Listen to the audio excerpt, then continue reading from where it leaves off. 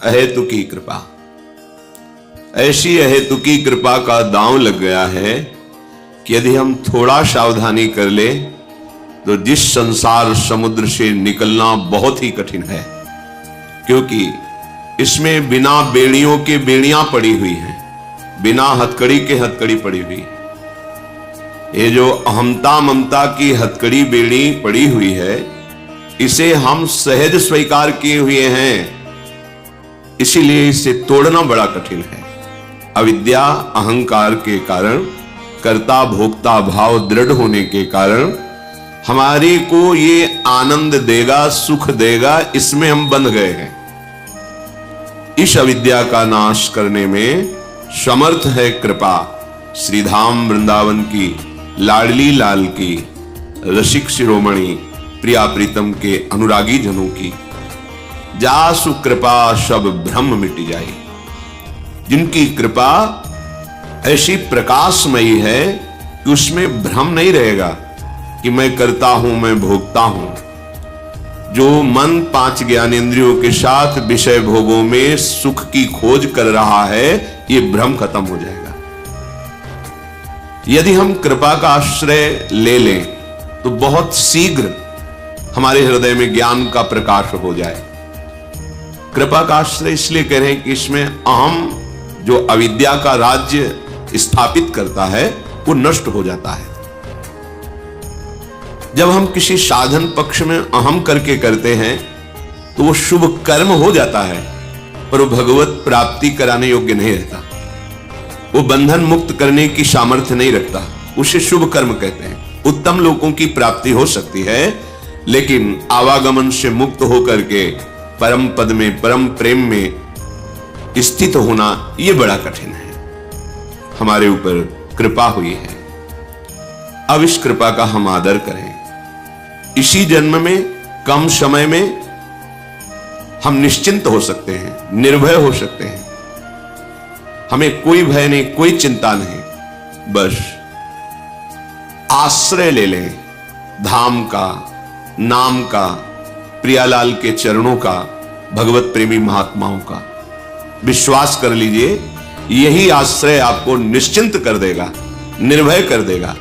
यद्यपि अपने में भगवत प्राप्ति की योग्यता नहीं है, पर हमने जिनका आश्रय लिया है वो एक कृपा कोर से हमें भगवत प्राप्ति करा सकते हैं। सर्वतो भावेन, मन वचन कर्म से हम उनका आश्रय ले लें। श्रीपाद प्रबोधानंद जी महाराज करुणा करके कह रहे हैं, मुक्ति श्री भी शकलित पदो नारकम याति धावन लब्ध्वा चिंतामणिमथ महावारिधो निक्षिपेत सह कृत्वावश्यम शकल भगवच्छेखरम स्वाधमः स्यात् यो दुर्बुद्धिस्त्यजति सहसा प्राप्य वृंदावनम तत्।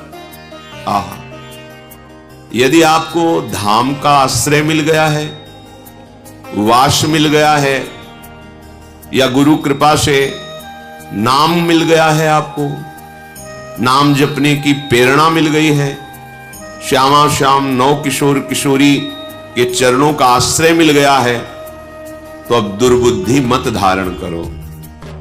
दुर्बुद्धि त्यजति, दुर्बुद्धि का त्याग कर दो। क्या दुर्बुद्धि? एक यही आश्रय आपको बचा सकता है।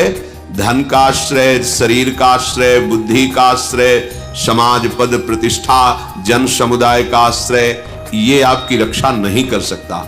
यदि आपने नाम, धाम, श्यामा श्याम, उनके प्रेमी रसिक महापुरुष जन, इनके आश्रय की अवहेलना करके अन्य आश्रय स्वीकार किया, तो कह रहे हैं मुक्ति श्री भी सकलित पदो नारकम याति धावन। मानो मोक्ष पदवी तुम्हारे हाथ में आ गई थी, पर तुमने उसका त्याग करके नरक की तरफ दौड़ पड़े। धनाभिमान, जनाभिमान और भी कुलाभिमान, विद्याभिमान, रूपाभिमान, बहुत प्रकार से अभिमान का हम आश्रय ले लेते हैं। ये हमें अभिमान दुर्गति प्रदान करता है। संस्कृति के मूल चक्र का यह स्वरूप है।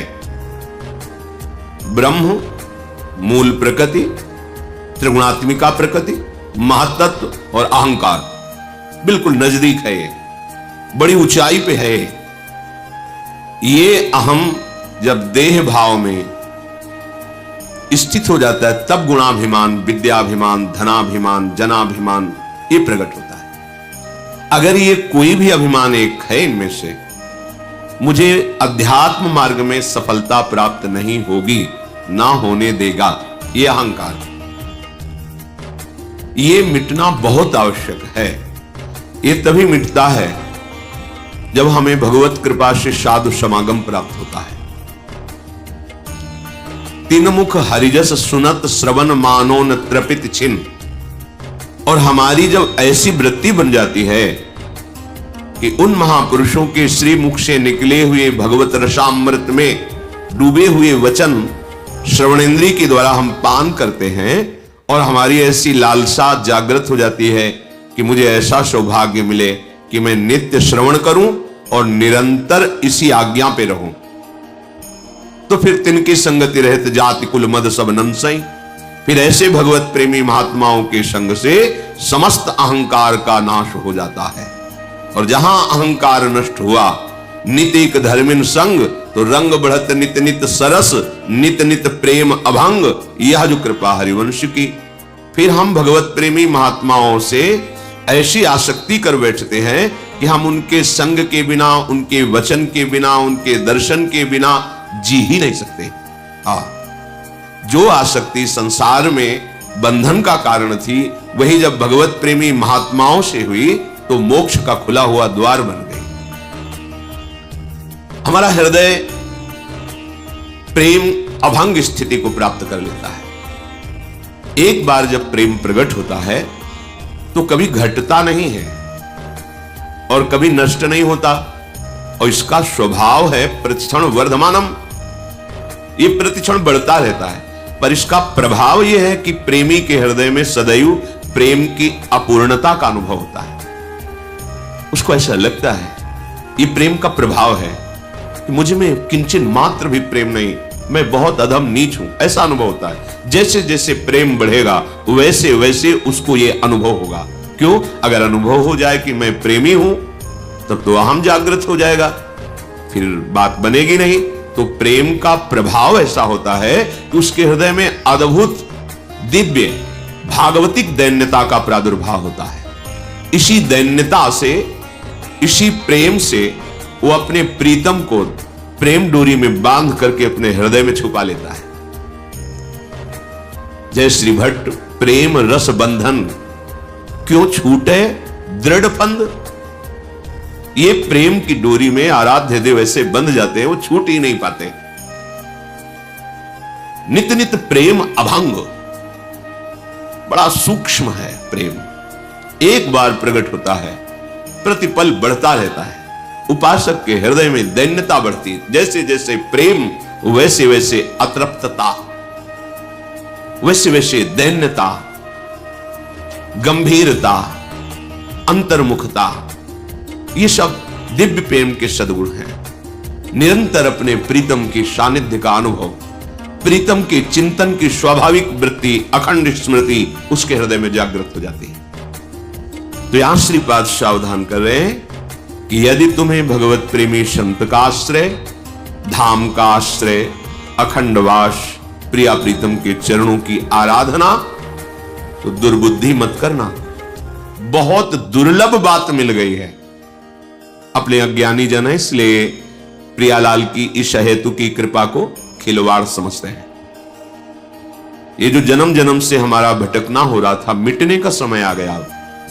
पर हम इतने बहिर्मुख हैं, इतने विषयानंद में डूबे हुए हैं कि भगवत कृपा की अवहेलना कर देते हैं। श्रीपाद आदेश कर रहे हैं, कह रहे हैं कि यो दुर्बुद्धि त्यजति, तुम ऐसी दुर्बुद्धि का त्याग कर दो। कोई तुम्हारा सहयोगी नहीं होगा। तुम्हारा शरीर भी तुम्हारे अनुकूल थोड़ी चलता है। देख लो, तुम्हारे अनुकूल तुम्हारा शरीर नहीं चलता, तुम्हारी इंद्रियां नहीं चलती, तुम्हारा मन नहीं चलता, तो फिर बाहर किस पर भरोसा करते हो? बात और बड़े दूर की बात है। तुम्हारे मन के अनुकूल सब चले, ऐसा तो तुम्हारा मन ही नहीं अनुकूल चलता, इंद्रियानुकूल नहीं, शरीर अनुकूल नहीं, फिर बाहर की बात क्या। इसलिए हाथ में आ गई है मुक्ति, मोक्ष पदवी हाथ में आ गई। यदि धाम का आश्रय है, वास है, प्रियालाल का चिंतन है, प्रियालाल के चरणों की शरणागति है, भगवत प्रेमी महात्माओं के वचनामृत का पान कर रहे हैं, तो मुक्ति तुम्हारे हाथ में रखी है। मुक्ति श्री भी सकलित पदो। अब गलती मत करो, नारकम याति धावन, तुम नरक में क्यों जाना चाहते हो? बोले क्या नरक का मतलब? यदि हम भगवान का आश्रय नहीं लेते, नाम जप नहीं करते, भगवत धाम की यात्रा नहीं करते, भगवत प्रेमी महात्माओं का समागम नहीं करते, तो मुझे नरक मिलेगा? भाई हम अपना ठीक से कमाते हैं, खाते हैं, परिवार का पोषण करते हैं, कोई पाप करते हैं क्या? जिससे लोग कह सकते हैं कि जरूरी है ये सब होना। भाई हम ठीक से चलते हैं, अपने परिवार का पोषण करते हैं, कमाते खाते हैं, कोई पाप है? देखो, तुम्हें अखिल ब्रह्मांडों की सरकार ने भेजा है, जाओ मनुष्य योनि में और अविद्या का, ज्ञान का नाश करके अपने स्वरूप में स्थित हो, अर्थात मुझे प्राप्त करो। आपने कहा कि हम विरक्त भाव से नहीं रह पाएंगे, हमें स्त्री चाहिए, पुत्र चाहिए, परिवार चाहिए, पद प्रतिष्ठा सम्मान, और आपका भजन भी करेंगे। तथास्तु, ऐसा ही हो, आपको प्राप्त हुआ। लेकिन ये जो आपको प्राप्त हुआ है, ये मूल उद्देश्य की प्राप्ति में सहायक होना चाहिए। आपको जो यहां भेजा गया उसका मूल उद्देश्य है भगवत प्राप्ति। मनुष्य शरीर का मूल उद्देश्य है भगवत प्राप्ति। साधन धाम मोक्ष कर द्वारा, पाई न जे परलोक सम्हारा। आपको सारी सुविधाएं दी गई है भगवत प्राप्ति के लिए। अब आप स्त्री को, पुत्र को, परिवार को, धन को, वैभव को, मान प्रतिष्ठा को अपनी मान लिया, और ये सरकारी व्यवस्था दी गई थी आपको। भगवत प्राप्ति में सहायक है, ये बाधा नहीं है, बस भाव बदल देना है। ये जो आप भोक्ता भाव लेकर के विचरण करते हैं, इसके स्वामी बन बैठे हैं, गलत भाव है, अपराध है। ये सरकारी वस्तु को जबरदस्ती अपने कब्जे में लेकर के उसे अपनी मानना, ये अवहेलना है, अपराध है। जिस दिन जांच होगी उस दिन आपको दंड मिलेगा।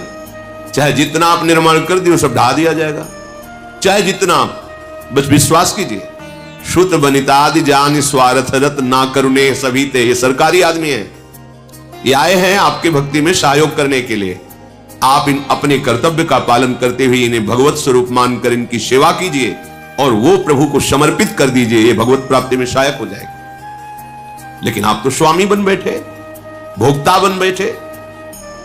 भोक्ता भाव में काम क्रोध आदि का राज्य रहता है, और नरक के यही द्वार हैं। त्रिविधम नरकस्येदम द्वारम नाशन मात्मनः कामः क्रोधा तथा लोभा तस्मादेत्रयम् त्यजेत। तो जो श्रीपाद कह रहे हैं कि भगवद आश्रय छोड़कर आप जो ऐसा भाव करता भोक्ता भाव में जा रहे हैं, मानो मुक्ति को छोड़ करके नरक जा रहे हैं। तो आप गए ना नरक, कामः क्रोधा तथा लोभा, इसी में तो है। कामनाओं से युक्त होकर के कभी लोभ में विचरण करते हैं, कभी क्रोध में। कामना की पूर्ति हुई तो लोभ में, लोभ से और लाभ की इच्छा और भोगने की इच्छा। कामना में बाधा पड़ी तो क्रोध, क्रोध आया तो हिंसात्मक वृत्ति, स्मृति का ही नाश हो गया। मैं किस लिए आया था, क्या कर रहा हूं, और बंधन कारक कर्म कर बैठे। तो सावधान, इस दुर्बुद्धि का त्याग कीजिए। लब्ध्वा चिंतामणिमथ महावारिधो निक्षिपेत सह। श्रीपाद कह रहे हैं तुम्हारे हाथ में चिंतामणि आ गई है। श्रीमद राधा रसुधा निधि में महाप्रभु हरिवंश चंद्र जी कह रहे हैं, चिंतामणि प्रणमताम ब्रज नागरीणाम चूड़ामणि कुलमणि वृषभानु नामना। यहां कौन सी चिंतामणि की बात कर रहे हैं? स्वामिनी जू, श्री प्रिया जू। ये लालजू के भी हृदय में परम शीतलता प्रदान करने वाली है, जो अखिल लोगों की कामनाओं को पूर्ण करने वाले, परमानंद का दान करने वाले भगवान श्री कृष्ण हैं। उनको भी ये प्रेम का अद्भुत सुख प्रदान करने में समर्थ है लाडली जू। तभी तो मांगत लाल लाडिलो नागर, प्रगट भई दिन दिन की दान देरी नवल किशोर। चिंतामणि हमारी स्वामिनी जो है, तो स्वामिनी जू से कम नहीं है स्वामिनी जू का नाम। श्री कृष्णचंद्र जू के भाव को भाई जी श्री हनुमान प्रसाद पोद्दार जी ने कहा कि राधा नाम राधा रूप से भी मुझे प्रिय लगता है, राधा से प्रिय लगता है मुझको राधा नाम। अर्थात जब हमारी दिव्या पे आ गया राधा राधा राधा, तो मानो चिंतामणि हाथ में आ गई। चिंतामणि कौन है हमारी? श्री लाडली जू। चिंतामणि किसे कहते हैं? चिंतित पदार्थों को, चिंतित वस्तुओं को, चिंतित भावनाओं को, चिंतित तत्व को प्रदान करने वाली। आप चाहे जो चिंता करें, चिंता रहित कर देती है चिंतामणि। हमारी स्वामिनी जो हमारी चिंतामणि है, उनका चिंतामणि स्वरूप राधा नाम हमारे को गुरुदेव की कृपा से मिला। राधा राधा राधा, तो लब्ध्वा चिंतामणि मत, तुम्हें चिंतामणि प्राप्त हो गई और तुम उसे महावारिधो निक्षिपेत्सः, इस भव समुद्र में फेंक दिया। भव समुद्र में फेंक देने का तात्पर्य भूल गए, बार बार उपदेश सुनने पर भी कि एक श्वास भी खाली ना जाए। तुम्हारी एक श्वास इतनी कीमत रखती है, तुमने जीवन भर जो धन कमाया है वो एक श्वास खरीदने के लायक भी नहीं है। अगर हमारी अंतिम श्वास हो, कह दिया जाए कि पूरे जीवन की संपत्ति देता हूं, एक श्वास और बढ़ा दो, नहीं बढ़ेगी। तो ऐसी कीमती श्वास से बहुत कीमती कमाई करनी चाहिए, वो है राधा राधा राधा। श्रीपाद प्रबोधानंद जी कह रहे हैं, कैसी तुम्हारी दुर्बुद्धि है कि तुम्हें ये चिंतामणि स्वरूप स्वामिनी का नाम मिल गया, तुम्हारे हाथ में चिंतामणि आ गई, तुम भोगों को देखकर, संसार के सुखों के आकर्षण में, या संसार के कोहरा स्वरूप दुख की घटा को देखकर भूल गए राधा नाम। इसका मतलब चिंतामणि को तुमने ऐसे समुद्र में फेंक दिया, अब ढूंढने से भी नहीं मिलेगी। भाव, यदि तुम प्रियाजू के नाम को भूल गए तो ऐसे गर्त में गिर जाओगे कि नाम जपने लायक तुम नहीं रहोगे। पापवंत कर सहज स्वभाव, भजन मूर्ति भाव न काओ। आप भजन नहीं कर पाएंगे। भजन कोई खिलवाड़ नहीं है, सबसे कठिन काम है भजन करना, सबसे कठिन काम। मन को समाहित करके एकाग्र चित्त से नाम में डूबना, इससे बड़ा विश्व में ब्रह्मांड में कोई कठिन कार्य नहीं, सबसे कठिन कार्य है। और ये आप अकेले नहीं कर सकते। भजन न होए संग बिनु, ये सिद्ध रसिक महापुरुषों की वाणी है। भजन न होए संग बिनु, और भजन बिना नहीं प्रेम। बिना भगवत प्रेमी महात्माओं के संग के, बिना भजनानंदी संतों के समागम के, आप में भजन की वृद्धि, भजन की रुचि हो ही नहीं सकती, नहीं हो सकती। भजन न होई संग बिनु, भजन बिना नहीं प्रेम। इसलिए छिनहु भजन न छाड़िए, धरिए ध्रुव या नेम। ये नियम ले लो कि चिंतामणि है राधा नाम, आप जो चाहेंगे मिल जाएगा पक्का। वो अभी आप कि दुष्कृत नाश नहीं हुए, वासनाएं नष्ट नहीं हुई, इसलिए आप ये अनुभव नहीं कर पा रहे जो हम कह रहे पक्का। ऐसा नहीं कि हमें सब अनुभव हो गया हो, पर जैसे है 1 किलोमीटर दूर पर ध्वजा मंदिर की दिखाई दे रही है तो ऐसा लगता है मानो नजदीक आ गए हैं। ऐसे ही यत्किंचित गुरु कृपा से जो भी राधा नाम का, तो ऐसा लगता है पक्का, ऐसा ही है। पूर्ण नाम की महिमा तो कहां लगी नाम बढ़ाई, राम न सकहीं नाम गुण गाई। स्वयं नामी भी अगर चाहे तो अपने नाम की महिमा का पूर्ण वर्णन नहीं कर सकता, फिर अपने लोग तो अधम जीव हैं, गुरु कृपा से कुछ किनका मिलता है पूर्णता। तो जब स्वयं पूर्ण नामी नाम की महिमा का पूर्ण वर्णन नहीं कर सकते तो अपने अपूर्ण कैसे पूर्ण का वर्णन कर सकते हैं? क्यों अपूर्ण? क्यों? क्योंकि वाणी एक सीमित है।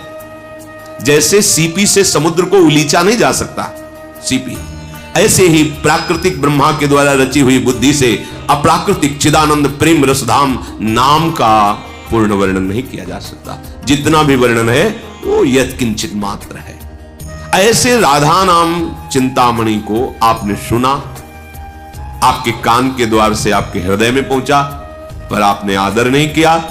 भोगों की, विलासिता की, अहंकार की इन वृत्तियों में ऐसे बहते रहे कि राधा नाम भूल गए। तो बोले आपको मानो चिंतामणि हाथ में दे दी गई और आपने महासमुद्र में फेंक दिया।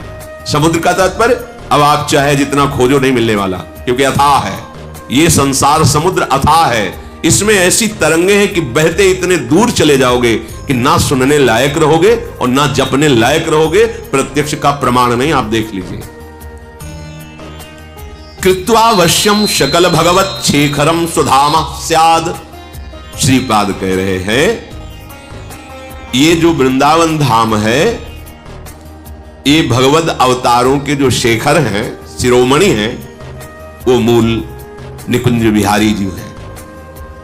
ये जो निकुंज बिहारी ठाकुर हैं, इन्हीं से सब अंश कला अवतार प्रकट होते हैं। भागवत में श्री भगवान व्यास देव जी ने वर्णन किया कि भगवान श्री कृष्ण इन्हीं के अंश से सब। तो हमारे नवनिवृत्त निकुंज विलासी जो रसिक शेखर भी हैं और रस समुद्र भी हैं, उनको प्राप्त कराने में समर्थ है ये आश्रय। धाम का आश्रय, धाम का वास, श्यामा श्याम के चरणों की शरणागति और भगवत प्रेमी महात्माओं का संग, ये धाम का आश्रय है। आप कहां सत्संग सुन रहे हैं? धाम में। आप किससे सत्संग सुन रहे हैं? श्यामा श्याम के चरण रज आश्रित जनों से। आप कहां बैठे हैं? ब्रह्मेश्वरादि सुदरूह पदारविंद श्रीमत पराग परमाद्भुत वैभवाया। अद्भुत महासिद्धियां जिसमें छिपी हुई है, वो लाडली जी के चरण चिन्हों से चिन्हित इस परम पावन रज में बैठ करके आप सुन रहे हैं। इससे स्वाभाविक आपके हृदय में वो भाव प्रकट होगा जो रसिक शेखर प्रभु श्री कृष्ण को अधीन कर लेता है। कृत्वा वश्यम, कृत्वा वश्यम शब्द पर ध्यान दो। किसी तपस्या से, किसी साधना से, किसी व्रत नियम से भगवान को अधीन किया जाए, ऐसा नहीं। यहां कह रहे कृत्वा वश्यम, किसको? सकल भगवत शेखरम, समस्त भगवत स्वरूपों में जो शिखर पर विराजमान, अर्थात जिनसे समस्त भगवत अवतार प्रकट होते हैं, वो प्रभु श्री कृष्ण चंद्र जी, वो नित्य बिहारी श्री लालजू महाराज, इनको अधीन करवा देता है। कौन? श्री धाम का आश्रय, वास, प्रिया प्रीतम की शरणागति, भगवत प्रेमी महात्माओं का संग, ये एक ही बात है। इसे कई शब्दों में कहा जाता है, एक ही बात। जिससे भक्तमाल जी के रचयिता ने गान किया, भक्ति भक्त भगवंत गुरु चतुर नाम बपु एक, इनके पद बंदन किए नासत विघ्न अनेक। कृत्वावश्यम। फिर आपको विश्वास क्यों नहीं हो रहा? आप निश्चिंत क्यों नहीं हो जाते? क्योंकि ये अहंकार जो है गलित नहीं हुआ। नहीं, अभी इसी क्षण जब हम एक नौका पर बैठते हैं तो हमें नदी पार होने में कोई डर नहीं लगता, क्योंकि भरोसा है इस केवट ने बहुतों को पार किया है, सुदृढ़ नाव है, और हम हंसते खेलते बात करते तरंगों का आनंद लेते हुए उस भयावह दरिया से पार हो जाते हैं। फिर वो नाव टूट सकती, प्राकृतिक है। वो केवट असावधान हो सकता है क्योंकि मनुष्य है, तूफान भंवर में फंस सकते हैं, भयावह है, फिर भी आप निश्चिंत हो जाते। लेकिन यहां केवट अविनाशी है, नाम अविनाशी है। आज तक जो इस नाव में बैठा कभी डूबा ही नहीं, भव समुद्र में सब पार हो गए, फिर आपको विश्वास नहीं होता। श्री हरिवंश प्रताप नाम नौका निज खेवक, स्वयं प्रभु खेने वाले हैं और उनकी नाम रूपी नौका का आश्रय लेकर हम बैठ गए हैं। अब हमको क्या चिंता? पर हम नहीं बैठे हैं। बात यह है, हम बातें केवल करते हैं, हम अहंकार की नौका में बैठे हैं। ये नौका जरूर डुबो देती है, कोई भी हो, चाहे तपस्या का अहंकार ही क्यों न हो, जितेंद्रियता का अहंकार, जानकारी का अहंकार, किसी भी तरह का अहंकार है, तो हम अहंकार की नौका में बैठे हो, ये नौका जरूर डुबोती है। यदि आप भगवद आश्रित है तो कह रहे तुम्हें सहसा ये प्राप्त हो गया है, तुमने कोई प्रयास नहीं किया है। मनुष्य शरीर किसी प्रयास से नहीं मिला, केवल भगवत कृपा से मिला। सेवक जी महाराज कहते 84 लाख के चक्र को बीच में रोक दिया। संस्कृति मांझ बरियाई के पायो, मानुष देह वृथा कत डारत। संस्कृति चक्र को बरियाई माने जबरदस्ती रोक के आपको बीच से निकाल करके मनुष्य देह दे दिया कि अपना कल्याण कर ले। पर हमें यह बात समझ में नहीं आती कि हमारा शरीर दुखों से मुक्त होने के लिए मिला है, और हम सुख प्राप्ति है तो वही आचरण करते हैं जिससे और दुख मिल जाए, और दुख में बंध जाए। प्रभु से विमुख होकर कोई भी आप आचरण करें वो आपको बांध देगा, दुखों में बांध देगा, चाहे भले शुभ आचरण क्यों ना हो, क्योंकि शुभ आचरण से आपको उत्तम लोक मिलेंगे। उन लोगों की आपके पुण्य बल से भोगों की वृत्तियां जो जो रही वो भोग आएंगे, और जब उन भोगों को भोग कर आसक्त होगे, आपका पुण्य क्षीण होगा, तो जबरदस्ती धक्का मार के हटा दिए जाओगे। उस समय जो दुख होता है, तो परिणाम क्या मिला शुभ का? दुख ही तो मिला, फिर मृत्यु लोक में आ गए, बात बनी नहीं। सूक्ष्म विचार उपासक विवेक के द्वारा देखे। भगवत विमुख कोई बड़े से बड़ा शुभ कर्म भी आपको सुख नहीं दे सकता। देवराज इंद्र की पदवी में विराजमान जो हुए महाराज नहुष, अपने पुण्य प्रताप से उन्हीं ने ऐसी गलती कर दी, भोग विलासिता की वृत्ति, जो उनको अजगर योनि में, पीछे आपने महाभारत चरित्र में सुना था, पांडवों के चरित्र में। इसलिए एक ही केवल बात है, भगवद आश्रित, भगवत धाम आश्रित, भगवत नाम आश्रित, भगवत चरण आश्रित जो प्रेमी जन है, इनके समागम से हमारी बुद्धि प्रभु के चरणों में लग जाए। अन्यथा यो दुर्बुद्धिस, ये दुर्बुद्धि नारकम याति धावन, तुम्हें नरक की तरफ घसीटती हुई ले जा रही है। ध्यान दीजिए, अब आपकी दुर्गति का समय नष्ट हो गया। अब आपके आवागमन चक्र का अंतिम जन्म है, क्योंकि भगवान ने संत समागम दिया, धाम आश्रय दिया, नाम जपने की प्रेरणा दी। अब चूकना मत, यदि अब दुर्बुद्धि करोगे तो पता नहीं किस युग में, किस कल्प में यह अवसर मिलेगा जो अभी अपने को मिल रहा है। सावधान होकर प्रिया प्रीतम के नाम को निरंतर जपे, और जितना बन सके परम पावन धाम में अपना समय व्यतीत करे, चिंतन में या शरीर सहित चिंतन में, दोनों बातें हैं। आश्रय लेकर बाहर रहते हुए चिंतन में, या धाम वास करते हुए चिंतन में। धाम वास कर रहे चिंतन प्रपंच और संसार का अभी ठीक बात बनी नहीं। हमारा तन और मन दोनों से धाम वास होना चाहिए। तन से नहीं हो रहा कोई चिंता की बात नहीं, पर मन से तो आप कर ही सकते हैं।